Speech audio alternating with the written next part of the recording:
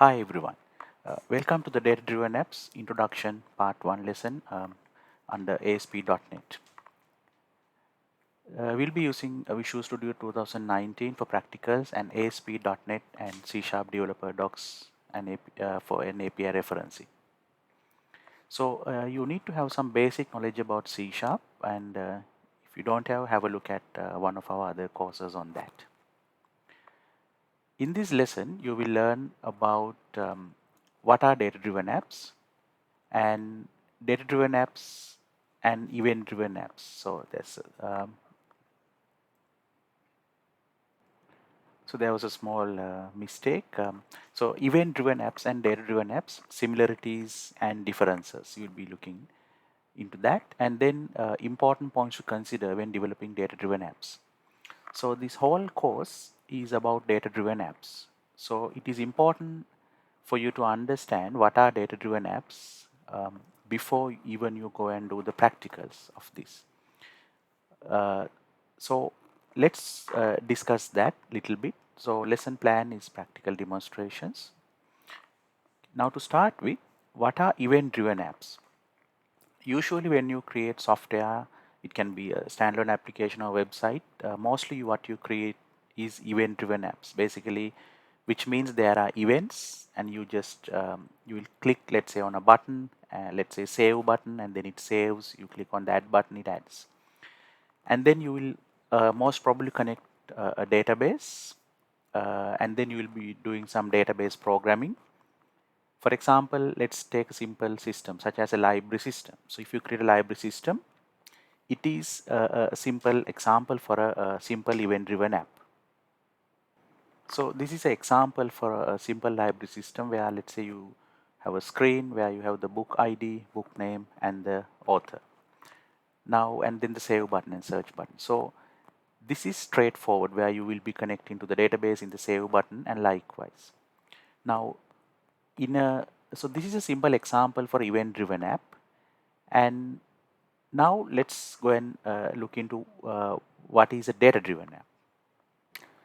So in a data-driven app, you have all the characteristics what you saw on a normal event-driven app, such as there will be events, buttons, and you'll be connecting to a database. So that part is common, right?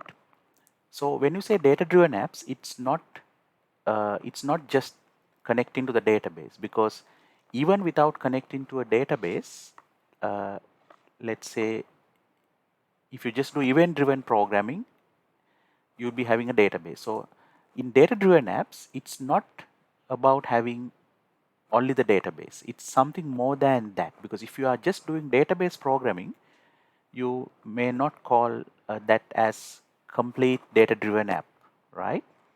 Of course, when you have a database, it's based on data, so some people might call it as data-driven.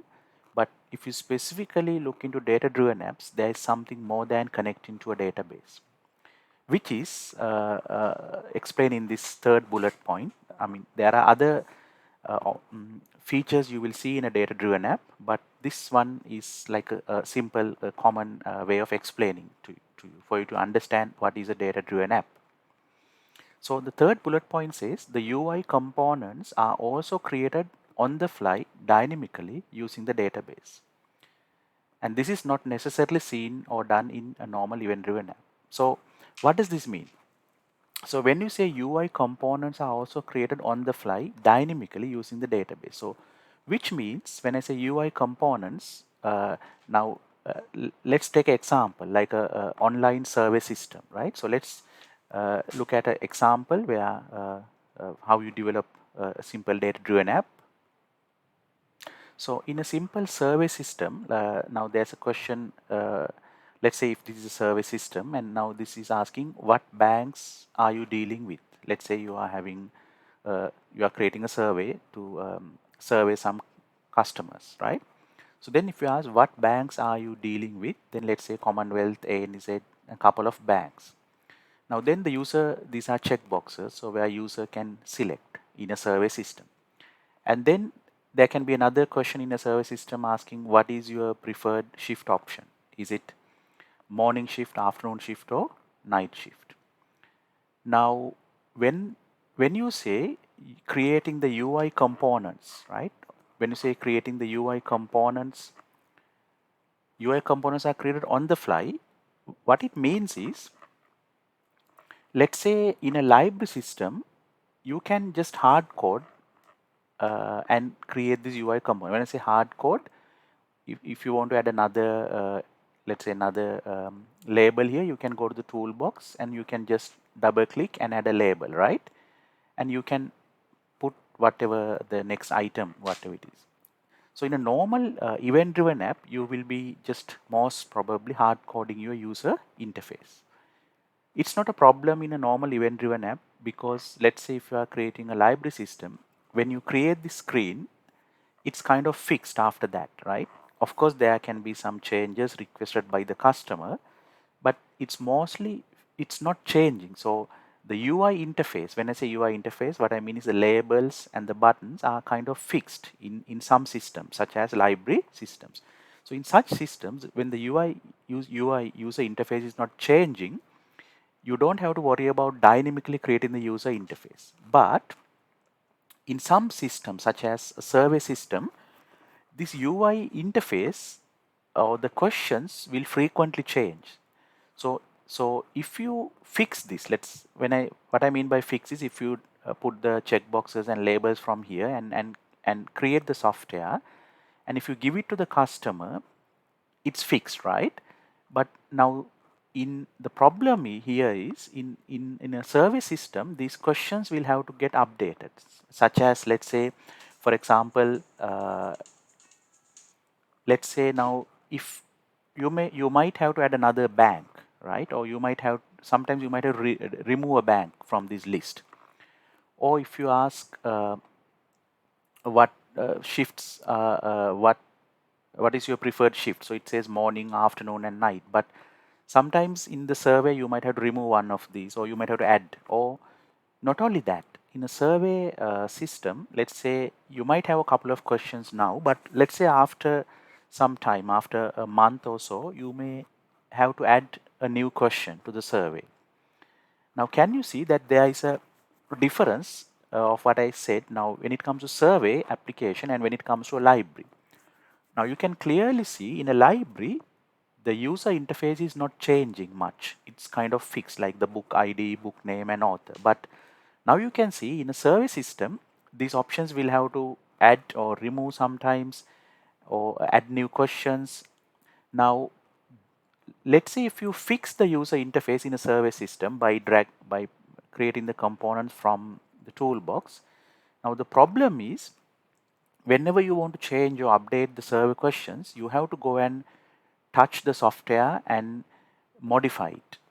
Now, you all know when you create a software, it's not a good idea to always or frequently come and modify the user interface or add something to the user interface. It's not recommended. Why is it not recommended? That is because you have given the software to the customer, and now when the customer asks from you to add a new question or change something, if you are to come and touch the project and do the changes, it's not recommended, because it's not how you do software development. Because in software development, when you create a project and when you give it to the customer, you kind of don't touch it after that unless there's a major version change or something like that. Now, for a library system, this works. This works fine because you don't have to do major changes unless there's a new version or being released. So now all of you understand that there are some software which are frequently changing. It's dynamically changing, especially the user interface is dynamically changing. Now those kind of apps are what we call as data-driven apps. So in a data-driven app, the user interface components are created on the fly dynamically. So why does it say it's created on the fly dynamically is, you can't kind of fix it and keep. You can't kind of drag and drop and create labels and keep it, because it's frequently changing. So now you guys understand, in a data-driven app, the user interface also has to dynamically get created. So this is not necessarily seen in a normal event-driven app. Now, when you do this, you have to do this using the help of the database. So in a data-driven app, there will be a lot of extra information in the database. That is the key difference between a simple event-driven app and a data-driven app. So the similarities in both of these event-driven and data-driven apps, you will have a database. But the significant difference is in a data-driven app, because the user interface components also has to get dynamically updated.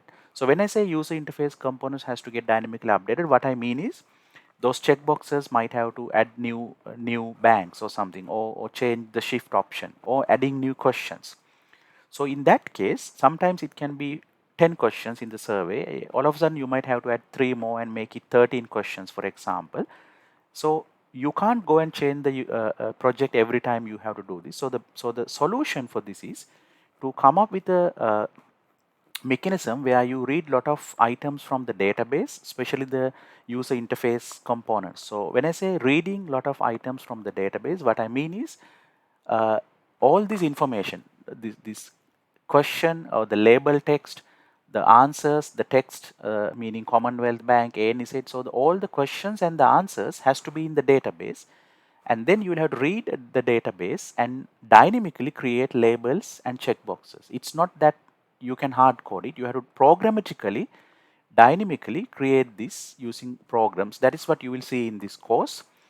And then a new question or a new survey question means another record in the database, where in also in this case, for some questions you will have to keep the type as checkboxes.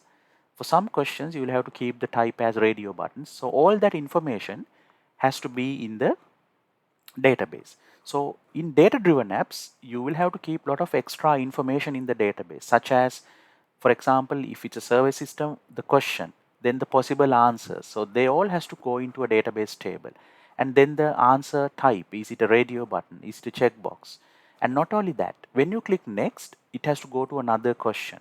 So when you click next, the next question, what is the next question? So that also has to come from the database. So the advantage is when you do it like this, you can add more questions to the database without coming and changing the user interface. So then when you do it this way, you don't, every time your customer asks you to add a new question or add a new item, you don't have to change the project. What you have to do is just add it to the database.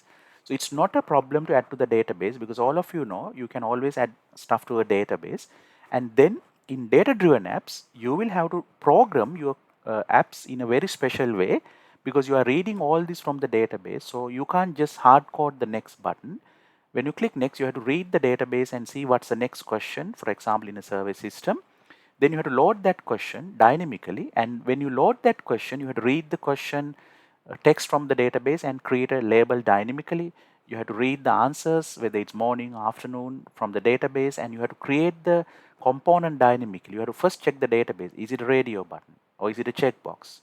And then you have to generate this dynamically, programmatically. So that is a key significant thing for you to know about data-driven apps. And with this simple introduction, all of you understand the key difference between a simple event-driven app and a data-driven app. So just to make it clear, in a simple library system, the user interface, you don't have to change it dynamically. There's not a big reason to do that, right? Of course, if you have to do it, it's like a new version of the library system. But in a data-driven app, so you saw that the user interface components are also created on the fly. So this is a good example for you to understand.